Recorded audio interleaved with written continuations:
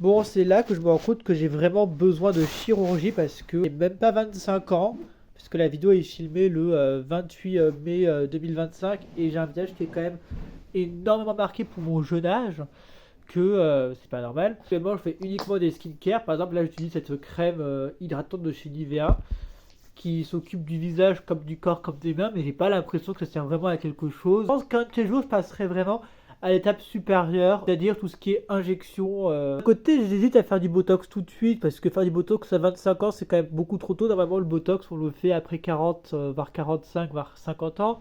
Mais de l'autre, c'est pas normal d'avoir autant de ridules sur le visage, et pour avoir une bonne hygiène de vie, genre je dors plus de 6 heures par nuit. Par exemple, je me couche aux alentours de 22h30, 23h, je me lève à 7h. Je bois très peu d'alcool, je fume pratiquement pas. La dernière fois que j'ai testé la clope, c'était en 2019. Mais bref, je suis quand même inquiet par ce vieillissement prématuré. Alors oui, les peaux très claires ont tendance à vieillir très vite parce que moi je suis parti des blancs très clairs parce que chez les blancs il y a différents types de peau. Par exemple, il y a des blancs qui ont le teint beaucoup plus mat que le mien. Après, je pense qu'il y a des blancs qui ont un teint de peau encore plus clair que le mien. Mais moi je pense que je suis parti entre teinte médium et clair. Mais même, je connais plein de gens qui ont ma teinte de peau voire plus claire que moi, qui ont ma tranche d'âge, voire 10 ans de plus que moi, qui font plus frais que moi. Moi, j'ai vraiment une génétique pourrie. C'est pas uniquement, comme je suis parti des blancs très clairs, je vis mal. J'ai une génétique pourrie, vraiment. Parce que c'est pas normal d'avoir une bête comme ça. Bref, le sujet de la vidéo, c'est pas pour parler de moi. C'est une crème de soins hydratante. Comme je pense que je vais la finir là. Et là, on va parler de la transformation de l'actrice mexicaine Carolina Miranda, qui a 10 ans de plus que moi, mais qui fait plus jeune, plus fraîche que moi. Quand je vous dis que les femmes vieillissent mieux que les hommes, c'est pas un mythe, mais une réalité. D'ailleurs, je ferai un jour une vidéo en détail sur ça. Parce que la meuf, elle va avoir 35 ans, elle fait plus fraîche que moi qui va en avoir 25.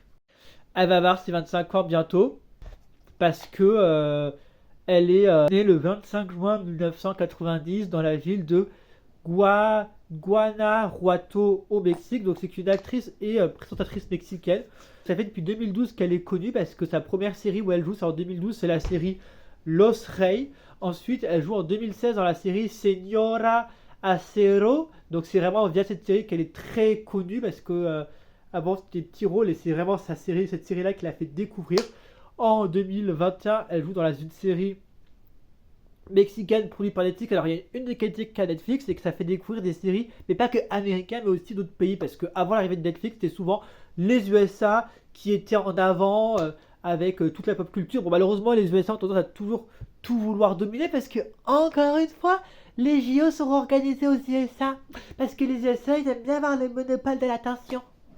Bref, donc c'est quand même bien que Netflix mette en avant des séries non américaines. Bon, il faut savoir, j'espère qu'elle est disponible sur Netflix France. C'est une série qui s'appelle Make Sarah. Et en 2023, elle joue dans une série qui est cette fois-ci colombienne ou vénézuélienne, qui s'appelle Faux Profil. Donc on peut voir qu'elle fait quelques petits traitements de chirurgie. Donc je trouve qu'elle ressemble beaucoup à Ariane Diaz, une actrice mexicaine dont j'ai parlé peu de temps avant. C'est ma dernière vidéo de transformation. C'est parti, on va analyser son visage. On se retrouve quelques jours après, là on est le 30 mai 2025 et on va maintenant analyser les traits du visage de Carolina Miranda. Donc on va prendre ces photos d'elle en 2012, donc on peut voir qu'elle avait un super beau visage de base. Alors j'adore ses yeux qui sont d'un bleu turquoise magnifique, en amande, des yeux de... vraiment un visage de poupée. Vraiment un visage avec une mâchoire en ovale. Ce qui est très joli, je vois qu'elle a un petit peu des joues flous, c'est normal, sur sa première photo en 2012, elle avait 22 ans, donc souvent à 22 ans une personne a plus de joues qu'à par exemple 35 ans, comme elle aura bientôt. Je remarque qu'elle a un magnifique nez, elle arrive à prouver qu'une femme peut être très belle sans avoir un nez spécialement fin. Après, elle n'a pas non plus un nez qui ressemble à une grosse patate comme le mien. Clairement, quand on voit ces photos d'elle en 2012, pour moi, elle a besoin d'aucune chirurgie. Elle aurait pu garder son visage tel quel au naturel. Je remarque que ses sourcils de bas ils sont pas très hauts, mais elle les épile quand même pas mal pour donner l'impression d'avoir les sourcils plus hauts. Ce qui est une très bonne technique. Et sa teinture blond, c'est pas un blond platinum, mais plutôt un blond miel, mais vraiment en valeur son visage, même si de base ses cheveux c'est des cheveux châtain foncé, voire brun, peut-être même plutôt brun que châtain. Je vois qu'elle a un magnifique teint. Alors, elle fait partie des blancs mexicains, mais elle a le teint quand même plus bronzé que le bien. Elle a un teint blanc légèrement bronzé. Parce que oui, il y a des blancs au Mexique, parce qu'une fois j'étais prêté avec une personne qui disait qu'il n'y avait pas des blancs chez les latinos aussi, il y a une partie des latinos qui sont blancs. Les latinos donc les gens d'Amérique latine ou même des Caraïbes hispaniques qui descendent des migrants espagnols et portugais, pour le coup ils sont blancs. En revanche, par exemple, une latina comme Amara la Negra, pour le coup elle n'est pas blanche mais noire. Et une latina comme Yalitza Aparicio, elle pour le coup elle est amérindienne. Il y a vraiment de tout chez les latinos. Le cas de Carolina Miranda fait partie des blancs latinos. Même si, voilà, comme elle a des ancêtres espagnols et non anglais, elle aura un teint plus bronzé que par exemple Taylor Swift, qui fait partie des blancs américains, qui de ce fait a des ancêtres anglais et qui de ce fait a une peau très claire. Donc voilà, d'ailleurs je comprends pas du tout la polémique sur le fait que Rachel Zegler, qui elle est latina car d'origine colombienne, va jouer Blanche-Neige. Je vois pas en quoi c'est une polémique. Alors je pense que Cucureka Glinda, il dit trop penser au professeur Chef dans Glinda, mon Eureka. Rachel Zegler, elle, je pense qu'elle elle a à la fois des ancêtres blancs et amérindiens du côté colombien, mais elle a aussi des ancêtres blancs du côté polonais parce qu'elle est d'origine polonaise et colombienne. Après, elle est brune, elle a les cheveux au carré, donc pour moi, elle peut très bien jouer Blanche-Neige. Et puis à partir du moment où une Isabelle Nanty joue une égyptienne ou une Nathalie Wood ou une portoricaine, et que les gens ont regardé, donc ça ne me dérangerait pas en soi qu'une Rachel Zegler joue Blanche-Neige. Bref. On entre dans le sujet. Alors, le premier changement que Carolina Miranda fait à son visage, c'est en 2014 où elle effectue des facettes dentaires parce que je vois qu'elle a fait des dents plus blanches qu'avant. Après, elle n'a pas mis des facettes dentaires qu'il faut dans le cheval. Elle a mis des facettes dentaires un petit peu plus blanches que mes dents, mais pas non plus trop. C'est des facettes dentaires naturelles parce que moi, mes dents, j'ai de la chance, j'ai des belles dents, mais c'est des naturels.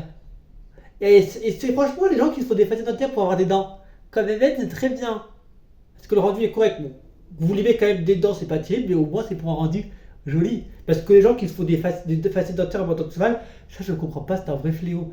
Ils se niquent les dents pour un rendu moche. Je dirais que c'est aux alentours de 2016 qu'elle fait un rehaussage de sourcils parce que je remarque que ses sourcils sont plus hauts, mais ils sont pas forcément plus fins. Je remarque même qu'ils sont plus épais qu'avant, qu'elle les épile moins. Donc ça c'est le signe qu'il y a eu un brolift, donc je pense qu'elle a fait un brolift cette fois-ci par Botox au niveau de la queue du sourcil. C'était un brolift très léger. Je remarque également à ce moment-là qu'elle effectue sa première chirurgie du nez et qu'elle commence les injections d'acide hyaluronique au niveau des lèvres, principalement la lèvre du haut, parce que la lèvre du haut de base était très fine et elle est un peu plus développée qu'avant. Celle du bas, je pense pas trop qu'elle ait retouché parce qu'elle avait une lèvre du bas assez développée, mais une lèvre du haut très fine. 2018, elle est alors âgée de 28 ans. On peut voir que sa graisse au niveau des joues a légèrement fondu. Ça change parce que c'est un changement naturel dû à l'âge, parce que souvent au milieu de la vingtaine, début trentaine, vous avez souvent la graisse des joues qui font ce qui fait sortir vos pommettes. Donc là, c'est un changement naturel. Je marque cependant qu'elle fait des injections à la lèvre du haut plus développées qu'avant. Je marque que ses sourcils sont plus hauts qu'avant. Donc là, je pense qu'elle a fait un petit brolift chirurgical. Donc c'est vous ouvrez ici, vous retrouvez avec une cicatrice ici et c'est un rendu souvent plus radical que par Botox. À une époque, je voulais moi-même me faire un brolift parce que je trouve mes sourcils trop bas, mais le fait d'apprendre qu'en fait, pour faire un brolift, il faut vous trouvez avec une cicatrice ici et vous ouvrez tout ça, je trouve ça un peu glauque. Il y avait une personne une fois qui m'avait parlé sur Insta très toxique qui disait que je devais également limer la brosse frontale, donc ça clairement je pourrais pas le faire parce que ça me fait encore plus peur qu'un lifting des sourcils. En plus c'est des convalescences encore plus lourdes et en soi la brosse frontale tout le monde en a, tous les hommes, ça n'est pas non plus une énorme. Je marque en 2022, donc à l'âge de 32 ans, qu'elle stoppe les injections au niveau des lèvres parce que je marque que ses lèvres du haut est plus fine qu'avant, donc soit elle a stoppé les injections sans non plus les dissoudre parce que c'était des petites injections qu'elle a fait, donc peut-être que c'est parti avec le temps, elle n'avait pas eu besoin de les dissoudre, c'était pas des lèvres, des injections radicales à la Kylie Jenner, soit elle les a dissoudre, mais en tout cas c'est des lèvres plus fines. Je marque en 2022 qu'elle effectue une ablation des boules de Micha parce que je marque que ses joues sont encore plus creuses qu'avant et là on voit que c'est un changement pas naturel mais dû à une chirurgie où elle a retiré la graisse au niveau des joues pour avoir les joues plus creuses. Donc je trouve qu'en 2022 comme en 2023 elle avait les joues un peu trop creuses, ça faisait pas très naturel. Je remarque qu'après je suis un petit peu re-rempli, mais je trouve que cette opération j'ai pas compris pourquoi elle l'a fait. Alors maintenant je trouve que maintenant ça va beaucoup mieux.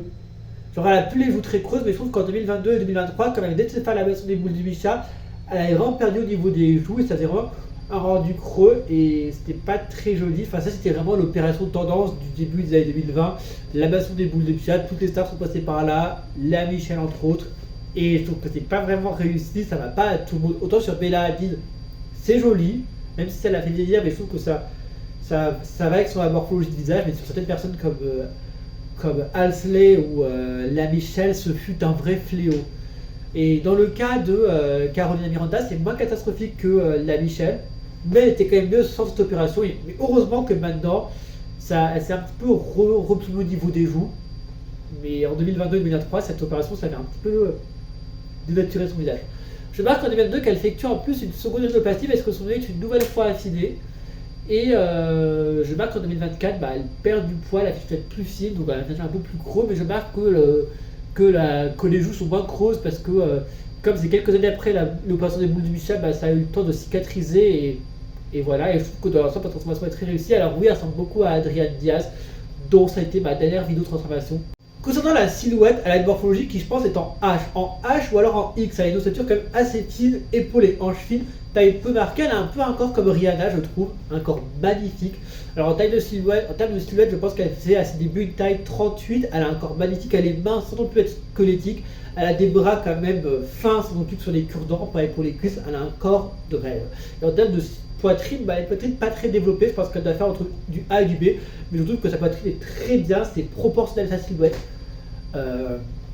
Et je marque par exemple que c'est en 2016 qu'elle effectue sa première grosse mammaire où là elle met un beau DB, un beau DB. Mais je trouve que ses implants c'est bien, c'est proportionnel à sa silhouette. Malheureusement, je marque en 2021 que là elle opte pour des nouveaux implants. Alors là je pense que c'est un beau DD, ça faisait pas naturel du tout, ça faisait vraiment trop large pour sa silhouette.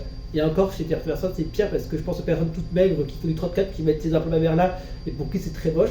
Donc il y a pire dans votre mammaire, mais je trouvais que sa seconde mammaire n'était pas jolie, c'était trop large, c'était du D, peut-être même un début de E, et c'était trop haut pour que ce soit naturel. Ça faisait vraiment les seins comme ça, alors que souvent une fois de poitrine naturelle c'est assez tombant. C'est comme ça qu'on reconnaît les implants mammaires des vraies poitrines. Même j'ai les petites poitrines dans les implants mammaires, on voit que c'est des implants parce que c'est quand même très haut par rapport à des seins naturels. Et d'ailleurs, mesdames, ne vous faites jamais de poitrine mammaire, c'est très dangereux pour le corps.